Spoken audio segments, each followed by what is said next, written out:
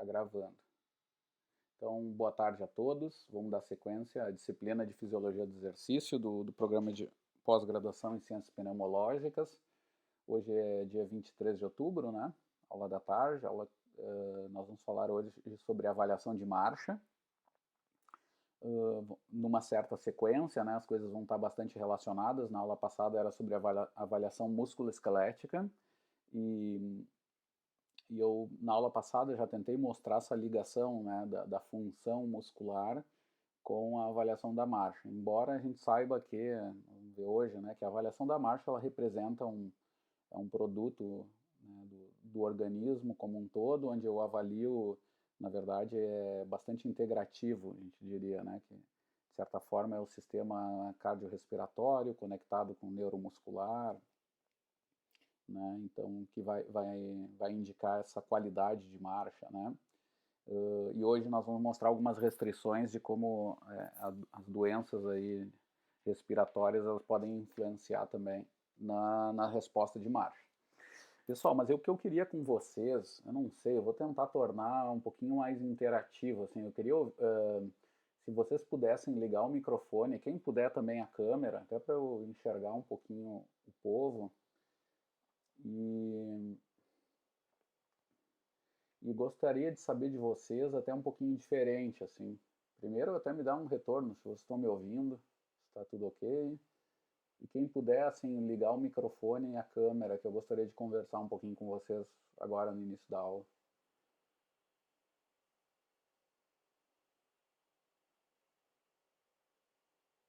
Vocês estão me ouvindo?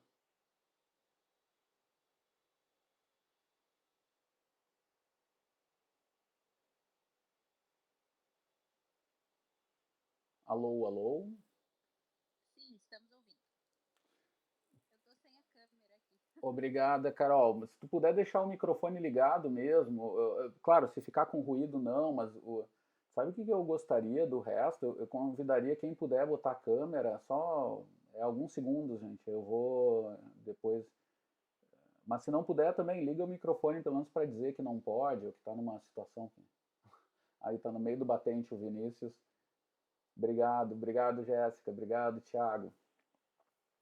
Boa tarde. Boa tarde, gente. Só para eu ver um pouquinho vocês, porque no final não conheço e não acho super estranho assim essa situação aí. Pelo menos a gente se vê um pouquinho.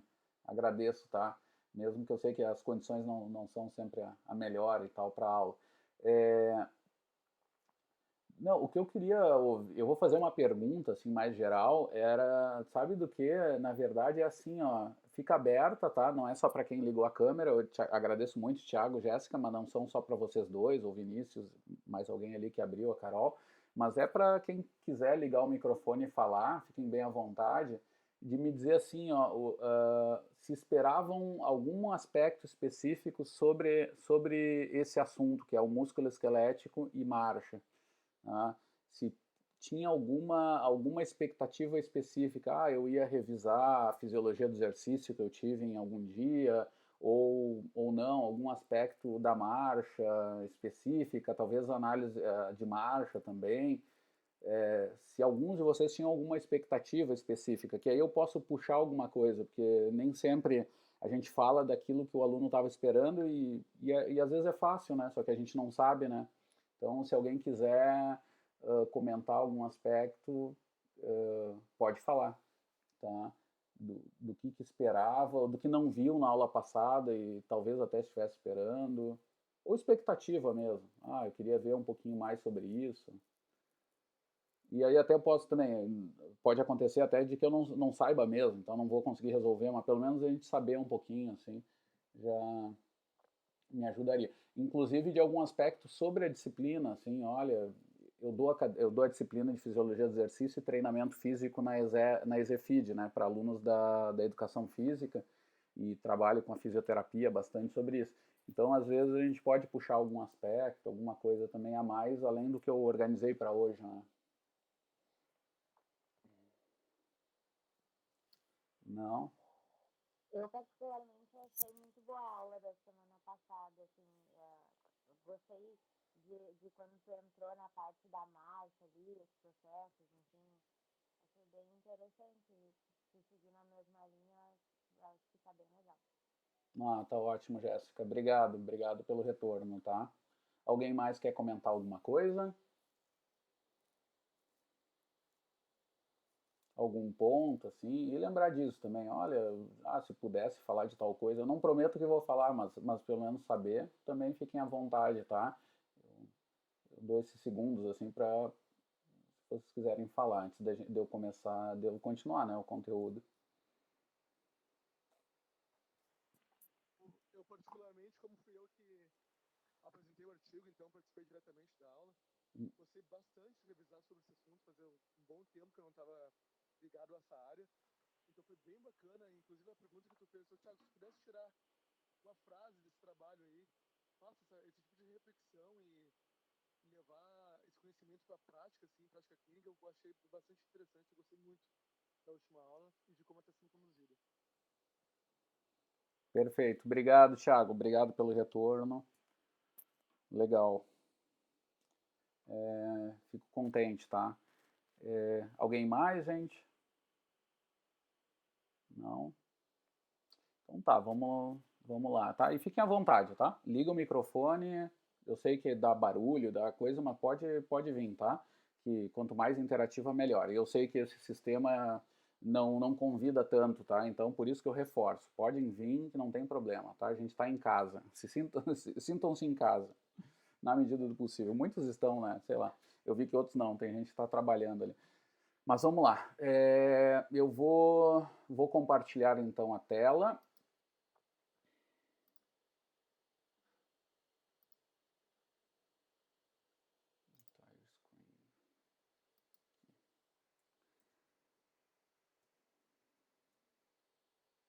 Muito bem.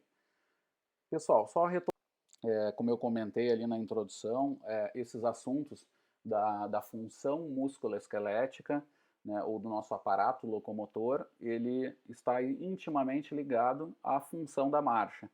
Tá? É por isso que se torna cada vez mais importante, eu comentei na aula passada desse processo histórico, até da minha experiência no serviço da pneumologia, especialmente com os meus estudantes, né, eu coordenando, porque eu não vivi, até porque meu dia a dia está na ESEFID, mas meus mestrandos e doutorandos ali ao longo dos anos, como a gente foi também auxiliando e pensando junto, né, com os colegas do serviço lá da Pneumo, e inclusive em alterações assim nos procedimentos de avaliação e também de intervenção mesmo no serviço, com exercício, tá? E uma dessas mudanças que eu notei ao longo dos anos, que claro que a gente teve um papel importante, porque afinal eu estudo marcha, né? Então para mim era importante também, mas a gente foi notando que era importante também para os pacientes, né? Resumindo para todos, e essa avaliação também de avaliação física e fisiológica, né, da aptidão cardiorrespiratória, por exemplo, com a situação da marcha, né, e não tanto, por exemplo, com a bicicleta ergométrica, né. Isso foi um passo avante do ponto de vista da funcionalidade, como a gente comentou, né. Ele cada vez mais tem relevância os desfechos que envolvem a questão de marcha, porque eles não avaliam apenas a aptidão cardiorrespiratória, mas também avaliam muitas vezes a capacidade de se movimentar, de realizar tarefas do dia a dia que são extremamente importantes para o ser humano, né? Que é isso, se deslocar no espaço, né? Fazer a locomoção. Então, por isso que é intimamente ligado. Então, por exemplo, na aula passada, gente, eu vou só retomar, assim, para fazer um gancho, nós vimos essa divisão do ciclo de marcha, né? Essa divisão básica das funções ligadas a funções musculares também. E aí eu falei até do impacto energético, de se produzir trabalho positivo e negativo, né? Quando eu freno o meu corpo, né, em relação ao ambiente, eu simplesmente freno ele na primeira metade do contato simples, que seria esse período aqui, no momento em que eu toco o calcanhar com o pé no solo lá, então tem o início do contato, até mais ou menos a metade eu tenho uma frenagem, que aqui está equivocado, né, essas duas fases seriam para cá, esqueci de arrumar, e da metade em diante até a retirada do pé em contato, eu tenho uma fase de aceleração ou reaceleração. Então, meu centro, e isso tem relação, essa função muscular tem relação com o que o corpo faz como um todo,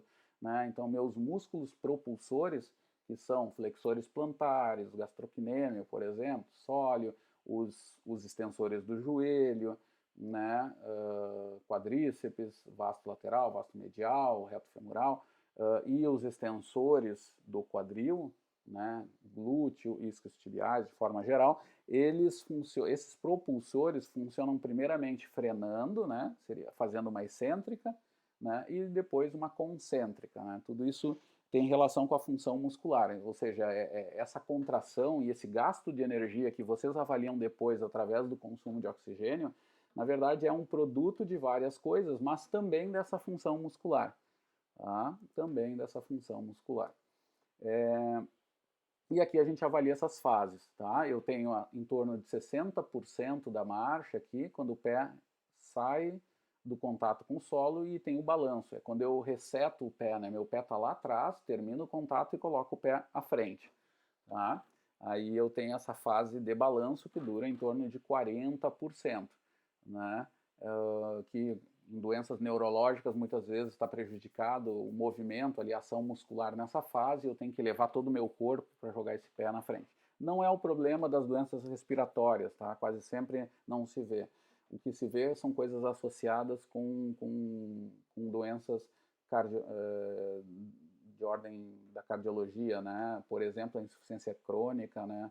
Cardíaca crônica, que muitas vezes aparece a ação desequilibrada muscular, tá? Faltou o nome, que é um termo da Espanha que eu aprendi, eu sou filho de uruguaio, é a claudicação, tá? A claudicação, vou puxando as coisas. Então, nesse caso ali, eu tenho uma alteração dessa fase, mas nas doenças respiratórias são mais raras. Mas, de novo, se aparecer, porque eu não tenho autoconhecimento sobre as doenças respiratórias, eu me meto um pouco no DPOC, né, e na doença intersticial pulmonar, nessas duas que eu tenho trabalhado ao longo dos anos, não vi acontecer essa questão. Mas onde apareça a claudicação, sim, ali eu tenho um problema, porque eu tenho problemas também no padrão de controle de movimento. Mas assim, eu fiz essa revisão aqui dessas fases do ciclo de marcha básicos, porque agora a gente vai entrar num maior detalhamento, tá? Dessas ações. Agora eu vou mostrar para vocês um pouquinho das ações musculares ao longo de todo esse ciclo de marcha, tá? Ao longo de todo esse ciclo de marcha, agora tratando de articulações. Então eu dei essa revisada, né? Eu tenho meus músculos propulsores, que são flexores plantares, extensores do joelho, extensores do quadril, principalmente, são músculos antigravitários, que a gente costuma chamar também, e eles vão funcionar de maneira importante ali, nós vamos ver alterações que vão acontecer em sujeitos com DPOC. Eu vou começar com essa revisão, tá, desse conteúdo, para depois voltar de novo à análise integrativa, tá, de novo à função geral de marcha. Então aqui eu tenho gráficos, eu vou mostrar para vocês um pouco de gráficos de desfechos biomecânicos, que são coisas muito simples, ângulo do tornozelo, por exemplo, né, em dorsoflexão ou flexão plantar, de joelho, de quadril, mas eu vou ver ângulos e geração de potência articular também. Aí eu vou saber um pouquinho mais localmente como esses músculos estão produzindo potência, estão produzindo movimento, que em última análise vão repercutir sobre o corpo como um todo. E aí tem alguma figura que me ajuda a entender o que são os ângulos ou a geração. Tá? Mas de certa forma, gente, eu só queria colocar para vocês que não há grandes alterações nos ângulos, embora tenha esse padrão um pouco diferente aqui. A maior diferença, aqui tem ângulos de joelho ao longo do percentual, né, da fase de apoio, tá? Então isso aqui às vezes gera confusão, aqui não é todo o ciclo de marcha, aqui é só aquele 60% do ciclo total de marcha. Então aqui, ó, quando chega a 100% é quando o pé sai do contato com o solo. Então começa o contato aqui e termina a 100% aqui. Então eu vejo, é como se eu tivesse feito agora um zoom, né? Antes eu estava vendo todo o ciclo, né? E agora eu estou mostrando para vocês de 0 a 60, que eu coloquei em percentuais, o autor, né, colocou, e antes colocou em torno de 100%, tá? Então é só contato aqui, pra você entender. Então os ângulos não se alteram drasticamente em relação a grupo controle, tá? Agora, o que tem de mudança, pessoal, é na geração de potência articular que eu estava comentando para vocês, dadas por watts por quilograma. Tá? Então, aí sim, ao nível de tornozelo aparece, tá? Nos sujeitos com DPOC, COPD, um pouco valores menores nessa geração aqui, na segunda metade do contato, tá? E aqui tem um entendimento que às vezes é um pouco confuso, mas eu vou tentar traduzir para ter um sentido clínico, assim, né? Mas esses valores negativos, abaixo de zero, eles significam absorção de energia, tá? Então, seria uma geração de energia negativa, seria uma ação um pouco excêntrica dessas articulações nessa fase. E os DPOCs têm um valor menor disso. Os sujeitos normais geram mais excêntrica do que os controles, né, do que os DPOCs.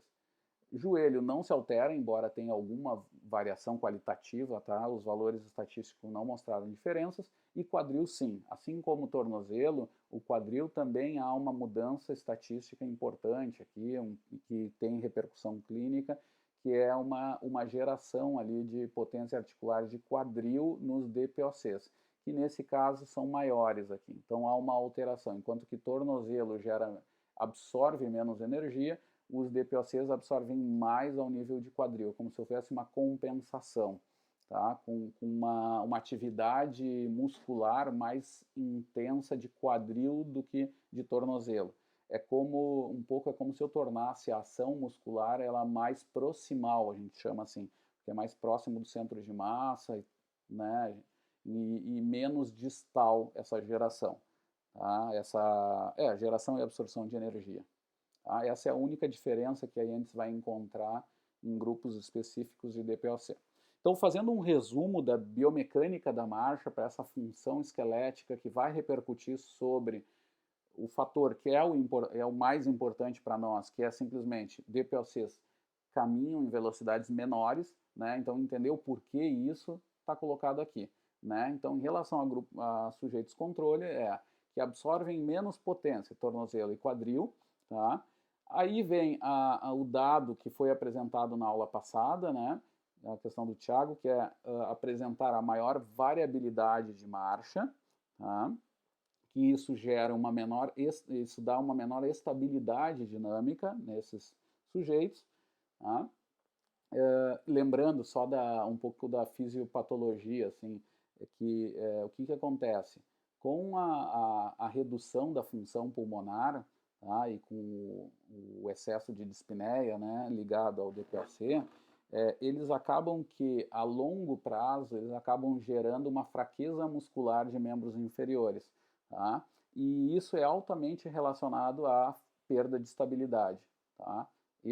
Fazendo um parênteses aqui, hoje se sabe, por exemplo, que é uma linha que a gente trabalha no grupo, no Locomotion, lá na Exefid, que, por exemplo, idosos gastam mais energia para se locomover do que adultos, né, em geral, porque especialmente por causa da estabilidade articular, que vai gerar a instabilidade articular, que está ligado muito à dinapenia, que é a redução de força devido ao envelhecimento. Tá? Então, os DPOCs, não, claro, isoladamente a questão do idoso, eles já sofrem a questão dessa instabilidade dinâmica e fraqueza também relacionada a um dado crônico, né, uma alteração crônica nessa produção de força. Em casos mais extremos, a gente sabe que não são em todos, tá? Mas acontece, nesses casos onde acontece a fraqueza, há essa instabilidade e eles acabam gastando mais energia para se locomover por causa disso. Mas a questão parte lá, como no idoso acontece, especialmente nos fragilizados e tal, que é a diminuição da força muscular, que vai alterar a instabilidade e aí o paciente ele compensa essa falta de estabilidade articular com maior cocontração, e isso aumenta o gasto energético.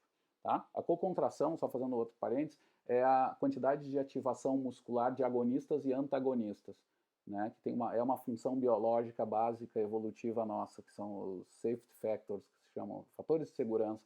que vão atuar sobre estabilidades articulares. Então, eu vou ter músculos ativando sinergicamente, né, agonistas e antagonistas, mesmo com algum movimento, né, mas para fins de manter essa estabilidade, né, para fins de evitar lesões, por aí vai. O que resulta de tudo isso, pessoal, dessa maior instabilidade dinâmica, né, ou menor estabilidade? Mesma coisa, só olhar o outro lado da moeda. Sujeitos com DPOC gastam mais energia para se locomover, muito em função de um mecanismo pendular piorado, que a gente falou na aula passada. É um mecanismo evolutivo importante ligado ao nosso design corporal, que é extremamente importante para o ser humano, que os DPOCs aplicam ele com um pouquinho mais de prejuízo, tá? E pagam o preço com maior gasto de energia. Tá? Tranquilo até aqui, pessoal? Então, aqui eu fiz uma revisão desse assunto. Agora, a segunda parte da aula de hoje, gente, que eu queria trazer para vocês é discutir agora, falando em avaliação de marcha, daquilo que eu já falei na aula passada. Como avaliar isso no nosso ambiente clínico diário, tá? Claro, o padrão ouro é aquele difícil, caro, que é o que a gente tem lá na Exefid, né, que é um sistema de cinemetria 3D, com câmeras infravermelho. Agora mesmo eu tô comprando mais 2 câmeras, cada uma agora com o dólar lá em cima está mais caro, mas hoje elas estão custando $20 mil, tá? Então imaginem o valor que é. Que mais? Com plataformas de força, que saem $40 mil, né? Que é muito caro, onde eu avalio as forças de reação do solo. Obviamente que são bastante caros e envolvem um custo também de aprendizagem, de preparação técnica bastante grande, tá? E a gente usa muito para pesquisa. Mas no ambiente diário clínico é difícil usar. Então, a gente validou faz alguns anos o índice de reabilitação locomotor, que o grupo vem usando, e inclusive é uma experiência muito boa dentro do Clínicas, assim, com o meu doutorando egresso hoje, professor doutor Marcelo Curgens, né, professor lá na Federal do Piauí. Ele fez colaborações enquanto fazia seu doutorado com mais de um serviço, não só da Pneumo, né, mas a gente conseguiu incluir essa avaliação em alguns outros espaços, tá? E eu vou explicar para vocês. Que tem alta relação com a avaliação. Ele vai me dar uma informação de mobilidade funcional, que é o que a gente já tem com uso bastante aí popular, que é a da velocidade autoselecionada, ou velocidade preferida de marcha. Tá? Comentei para vocês já. Deixa eu botar aqui algum gráfico já para falar dessa teoria ali, ligada a essa velocidade autoselecionada. Aqui tá meio fora de ordem, mas eu estou fazendo o meu raciocínio. Mas vamos trazer aqui, ó, pessoal. Isso aqui é um gráfico de custo de transporte ou custo metabólico, tá? Que é avaliado de forma muito simples, com analisador de gases. Tá? É o nosso analisador de gases que vai me dar o consumo de oxigênio, e eu vou usar também a produção de dióxido de carbono, o VCO2, como uma medida importante também para cálculo do HER. Tá? E isso vai me dar um coeficiente que eu vou usar para transformar a quantidade de mililitros de oxigênio consumida em joules. Tá? Isso tem a ver com a entalpia de combustão do substrato que eu vou estar usando. Tá? Em outras palavras, significa que conforme eu aumento mais a intensidade do exercício, eu vou me aportar mais em substratos de carboidrato. Tá? E o carboidrato, ele vai ter um impacto, eu oxidar esse substrato vai ter um impacto metabólico um pouco maior do que da gordura. Só que o da gordura, especialmente do ácido palmítico, ele vai me dar um HER um pouco mais baixo, né? Que vai dar abaixo de 1. Tá? E ele vai implicar numa entalpia de combustão menor. Isso significa que se meu aluno se aporta mais em gordura, mesmo consumindo o mesmo consumo de oxigênio, tá? Digamos, só para fins de exemplo, né, para facilitar o exemplo, eu tenho um paciente meu que tem 30, num dado exercício, tem 20 ml quilograma minuto de consumo de oxigênio, tá? Em fase estável de exercício. E o outro tem exatamente 20 ml, ou seja, os dois consomem o mesmo oxigênio, Só que se se utilizar mais de carboidrato e outro de gordura, o que usa mais carboidrato vai implicar, esses 20 ml de oxigênio, vai implicar em mais energia gasta. O custo de oxigênio é igual, mas o custo metabólico energético para aquele exercício é diferente. O que usou carboidrato vai usar um pouquinho mais. Por isso que uma adaptação importante do exercício aeróbico é se aportar mais em gordura através do processo de treinamento, né, onde tem ali explicações que são ligadas à parte histológica mesmo, cristas ligadas a volume mitocondrial, adaptações na parte vascular, adaptações respiratórias, pulmonares, né, na captação de oxigênio, e por aí vai, que vão indicar esse uso melhor da gordura e com fibras mais oxidativas e tal. Tá? Mas, ou seja, mas na prática da análise, o que eu faço? Eu avalio, para eu ter essa curva, tá? E essa curva já chama a atenção de muita gente. Gente que lembra lá da fisiologia do exercício, geralmente, quando olha essa curva, diz, não, mas tem algo errado. Uma curva em formato de U, em função da velocidade de marcha, né? É a pergunta que eu faço lá para o pessoal da educação física, que estuda mais a fisiologia do exercício, é o seguinte, assim, rapidamente, e os fisioterapeutas, né? Eu coloco assim, olha, pensem qual seria a velocidade ou intensidade de exercício que eu gasto menos energia para me locomover. Tá? Então a tarefa é essa. Digamos, para vocês ali, eu vi que uns estavam no hospital. Então, tu está ali no teu local do teu serviço e tu tem que caminhar até a portaria ou até o elevador, uma linha reta com a mesma distância. Qual velocidade tu farias onde tu gastaria menos energia? Muitos fisiologistas pensariam assim, eu faria na velocidade mais lenta possível, né? Ok, isso é verdade do ponto de vista da potência metabólica. Agora, se eu pensar por metro percorrido, tá? Vou chutar lá, digamos que eu tenho uma distância de 200 metros, né, da onde eu estou ali no hospital até o elevador. São 200 metros e a distância é sempre a mesma e eu só posso alterar a velocidade com que eu vou fazer essa tarefa, tá? Em termos de metro percorrido, que é a unidade aqui, se atentem a isso, é joule, quilograma, metro. Metro percorrido de distância. O resultado em caminhada é esse formato em U, que é muito comum no reino animal. Tá? Na corrida se altera, a corrida humana acontece algo meio bizarro, mas na maioria das marchas acontece esse formato em U, que vai indicar que há uma velocidade intermediária onde eu gasto menos energia por metro percorrido. Tá? Essa, deixa eu ver se eu tenho aqui as setinhas. Essa velocidade, ela coincide, essa que eu gasto menos energia, que eu vou chamar de velocidade ótima de caminhada, ótima do ponto de vista metabólico, onde eu gasto menos energia, ela coincide com a VAS, com a que eu comecei o assunto aqui. A velocidade que eu escolho, quando tu chega para o teu paciente e pede, caminhe na velocidade mais confortável possível, ou caminhe na velocidade que você faria sem cansaço durante muitas horas. Né? Tem às vezes alguma diferença metodológica no ajuste disso. Mas quando tu pede isso, elas coincidem em alunos, pacientes que não têm restrição, tá? Normais, controles. Tá? Agora, o que acontece, que depois nós vamos ver também na apresentação do artigo, nós vamos ver mais detalhe, né? Não vou ficar dando tanto spoiler, acontece um desajuste disso. Né? Muitas vezes eu vou caminhar em velocidades menores, né? Ou seja, a minha VAS vai ser menor do que a minha VOC. E aí eu vou pagar um preço. Eu vou caminhar mais lento, porque a minha potência metabólica me exige, ou a minha restrição da doença vai me exigir, é o que nós vamos ver na respiratória agora, né? Só que ela fica distante da minha VOC. Quando eu aumento essa velocidade, muitas vezes eu reduzo o meu gasto energético.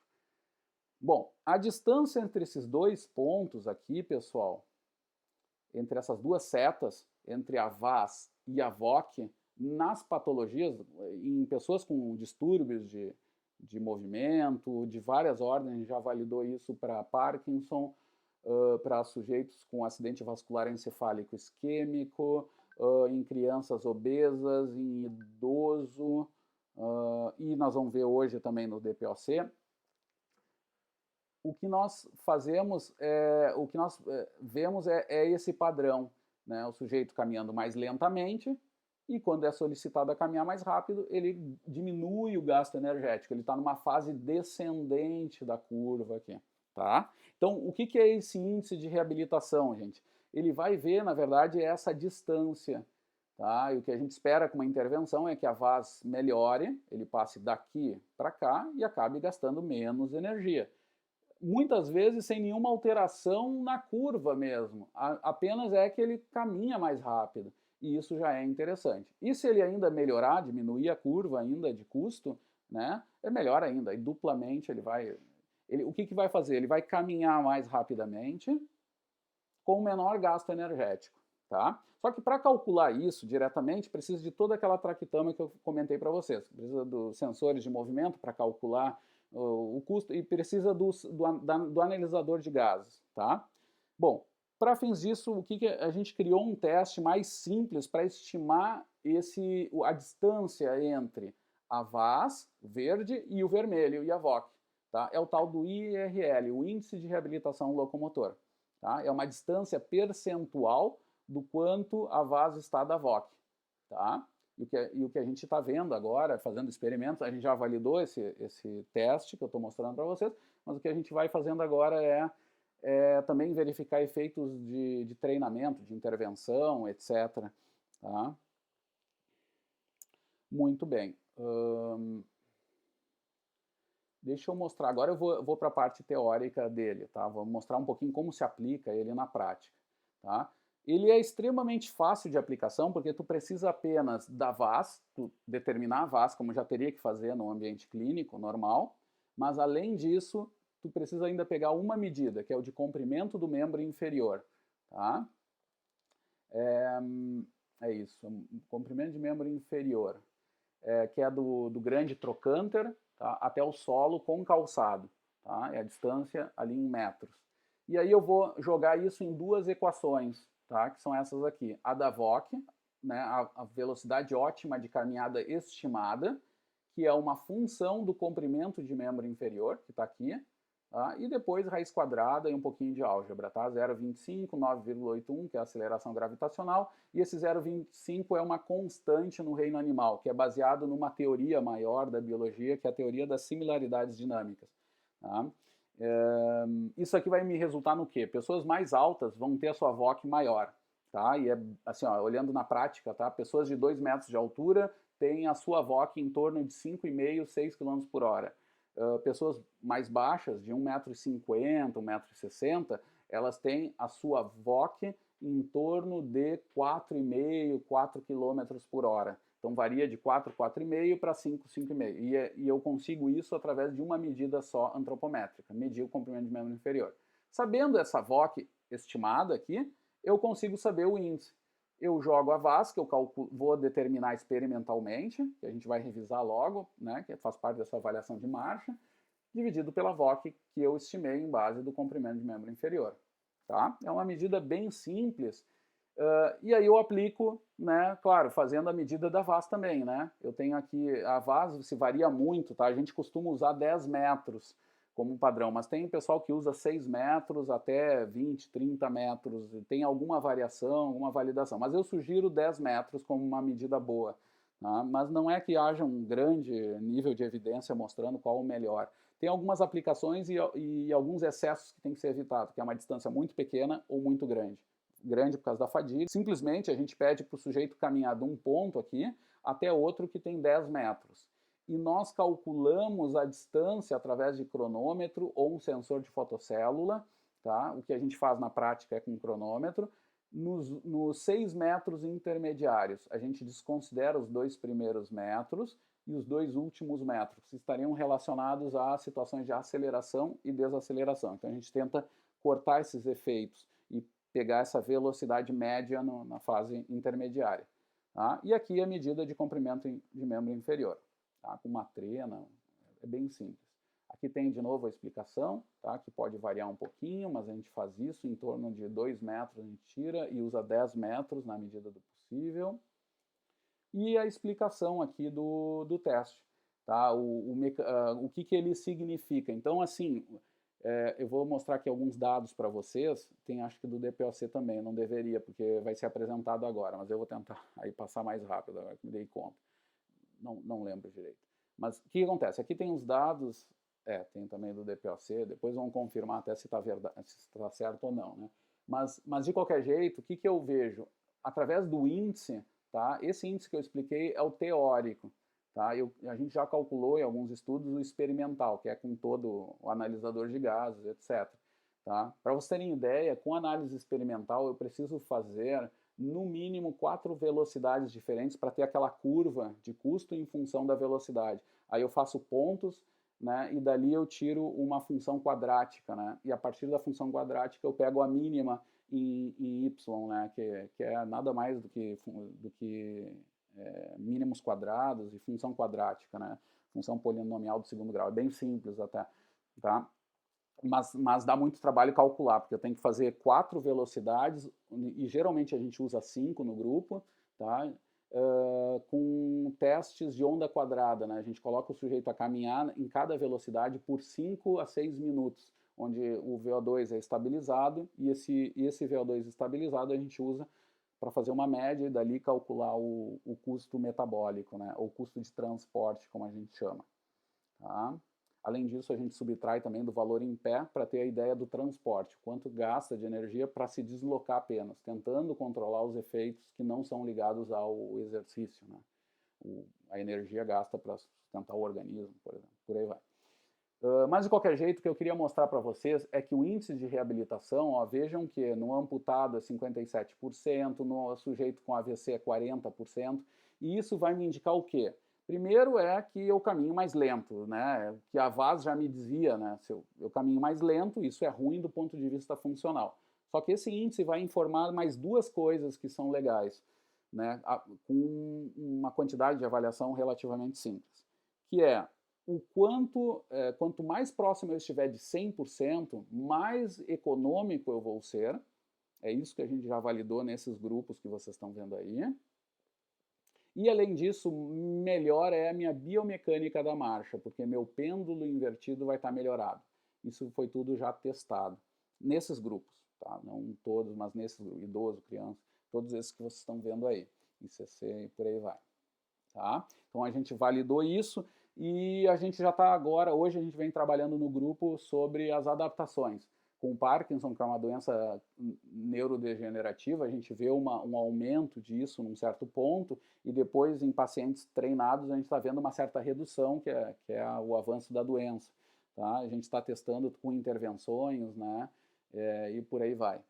Tá? Então, essa é uma das linhas, né? E no DPOC a gente quer testar, inclusive, com bastões, então com um treino locomotor que envolva musculatura superior também, não só de marcha normal, livre, né? A gente quer ver o quanto isso adapta na mobilidade funcional e também nessa mecanismo pendular e economia metabólica que o índice de reabilitação pode me dar. Tá? Muito bem, pessoal, e é isso. E aí eu encerro por aqui, assim, eu vou dar espaço agora para o artigo e a gente vai até aqui o momento para a apresentação, para a gente se ver um pouco, pelo menos as figurinhas, né? Alguma dúvida da aula até aqui, antes de ir para a apresentação?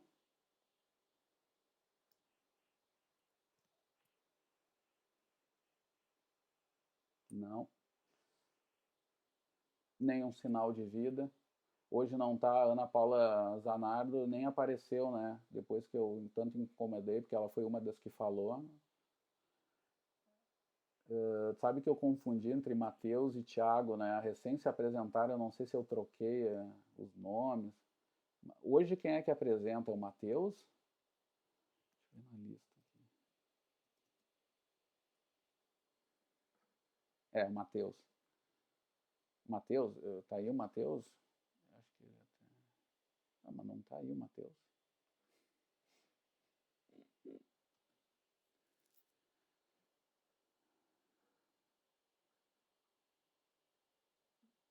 Não. Estou vendo o Matheus aqui. Obrigado, Vinícius. Eu também não. Era a apresentação dele, né? Puxa. Alguém sabe o que aconteceu com o Matheus?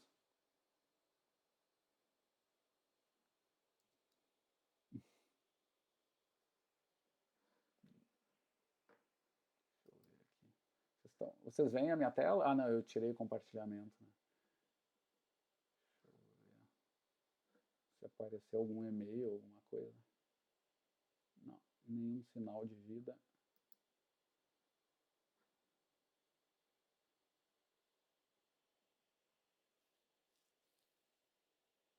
Matheus Pires, né? Eu acho que é o sobrenome. Alguém conhece o Matheus, gente? Tem alguma notícia dele? Não. Eu vou tentar mandar uma mensagem para ele, eu tenho o telefone dele. Vou ligar para ele. Tá bom. Obrigado, Vinícius. Dúvidas, gente? Dúvidas sobre a aula, sobre esse modelo de avaliação? Enquanto vocês vão pensando aí, eu vou comentando.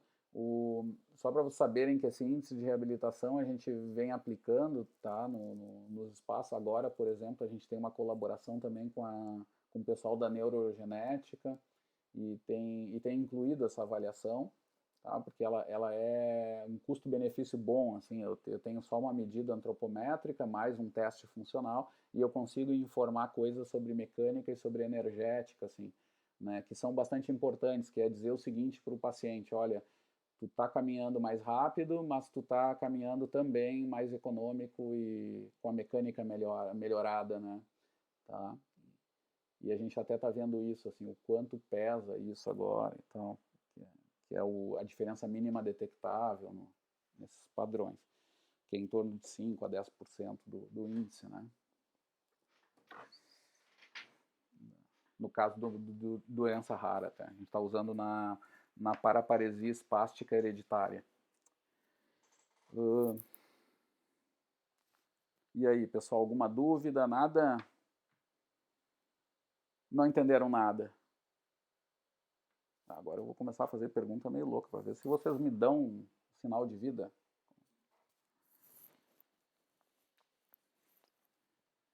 Eu tentei fazer uma tradução, pessoal, só para vocês saberem, assim, os nossos alunos são tudo das áreas de saúde, né? São médicos, são em geral professores de educação física e fisioterapeutas, assim.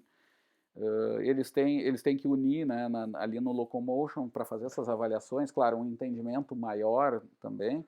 Eles têm que unir conhecimentos de física, né, com programação de dados em MATLAB, em LabVIEW, a gente usa principalmente. Além dos programas R e Python, que a gente usa mais para estatística mesmo, para rodar outras coisas de epidemiologia e tal. Mas o que a gente faz também? Mas tem que unir também com a fisiologia, então, e até com a parte de controle neural, por exemplo, eletromiografia.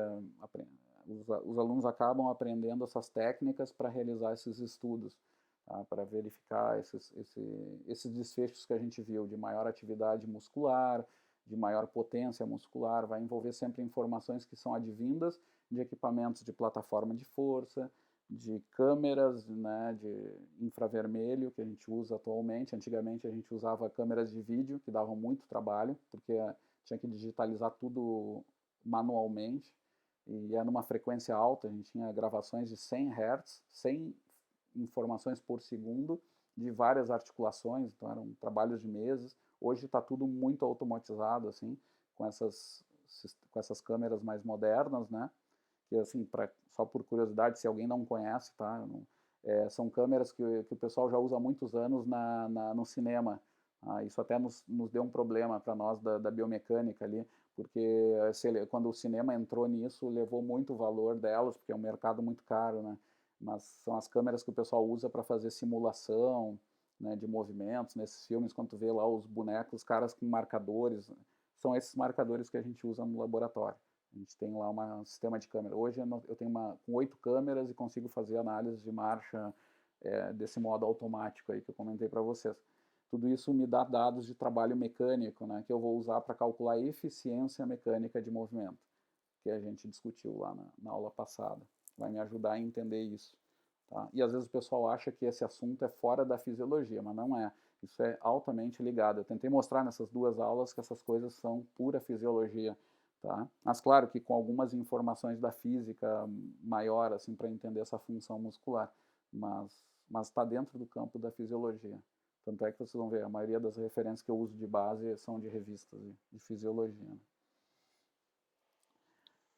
Muito bem, pessoal. Eu estou sem apresentação, então. E agora, o que a gente faz da vida? Vou ter que encerrar aqui, então.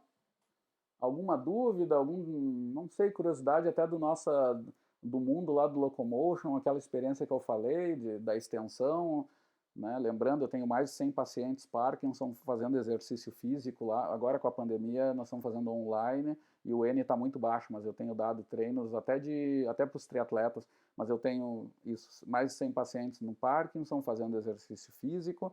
Temos 3 programas, caminhada nórdica, dança e jogging aquático, exercício aquático, tá, nos Parkinson, que envolve esses mais de 100 pacientes. Eu tenho um grupo de corrida, tá, onde a gente faz pesquisa continuamente sobre fisiologia, biomecânica, desempenho, voltado para a saúde. E tenho uma equipe de triatlo, que ou seja, tem de todos os níveis, assim, até dos níveis mais lentos, assim, que a gente chama do nível patológico, até o nível de atletas de nível mundial, inclusive. Conseguimos 2 atletas já em nível aberto, mesmo dentro da universidade, assim, apenas aplicando conceitos de fisiologia, biomecânica, esses assuntos da fisiologia. Né? Diga. Oi, Vinícius, fala, diga. Ah, tá. Pede para ele entrar em contato comigo depois, quando tu encontrar ele. Acho que não tem pressa, porque a Marli, para a gente ver o que pode fazer, né, de qualquer jeito, porque ele está sem nota, né, nessa apresentação, né. Me preocupa, porque são poucas coisas que a gente tem para avaliar e essa é uma, né. Bom, pessoal, então é isso. Outra coisa, às vezes, nesse sistema tão distante, eu vejo que vocês têm dificuldade de abrir a câmera, e tudo bem, eu não vou forçar por causa da situação, mas fiquem à vontade para entrar em contato comigo para maior aprofundamento, para conhecer o grupo, as coisas que a gente faz. Se quiser tirar dúvidas mesmo, porque às vezes, eu sei que no mundo, às vezes ali dos estudos de vocês usam o exercício às vezes como uma avaliação apenas, né? Às vezes até para descrição da amostra, o baseline, alguma coisa assim. Mesmo assim, às vezes é legal ter um contato de alguém que trabalha um pouco mais e fiquem à vontade para tirar dúvidas, assim, para fazer um apoio tá? Usem isso também, que de tempo em tempo eu recebo alunos da cardio e da pneumo, só confirmando coisas, assim, quando estão na hora de decidir, vou fazer um TCPE com esteira ou bicicleta, quais são os pontos fortes e tal. Às vezes é bom conversar com outras áreas também, né? E como eu mostrei para vocês, a gente estuda muito isso mesmo, né? Então, efeitos de protocolo, agora mesmo eu estou discutindo, só por curiosidade, nós estamos fazendo um artigo com a máquina de aprendizagem, que é uma forma de inteligência artificial, num estudo multicêntrico internacional, onde a gente está pegando mais de 1000 TCPs, né, de vários lugares do mundo, e estamos usando essa técnica de máquina de aprendizagem que um colega italiano está desenvolvendo, que eu estou orientando ele, e o pessoal está discutindo sobre o porquê que definir os limiares ventilatórios é mais difícil em sujeitos com baixo nível de atividade física. Então, a gente está fazendo essa discussão profunda ali para tentar entender os limites de concordância, etc., para dessas determinações de variáveis, né, ventilatórias. Tá? Então, a gente está sempre no dia a dia com essas coisas. Tá? Só lembrem disso. Tá bom? Fechou por aqui então. Peçam, tá, para o Matheus entrar em contato, gente. Agradeço o tempo aí de vocês e estou à disposição, tá bom? Foi um prazer, gente, dentro de tudo, assim, mas eu preferia que a gente tivesse feito mais tete a tete, vou dizer para vocês. Tá bom? Obrigado, valeu, Vinícius. Isso aí, tá bom? E agradeço aí, valeu, gente, até mais.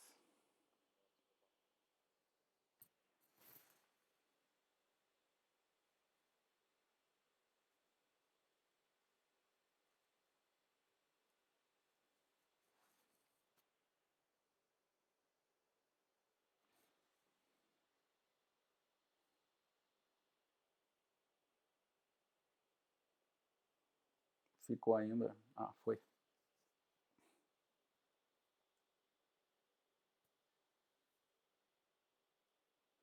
Deixa eu parar a gravação.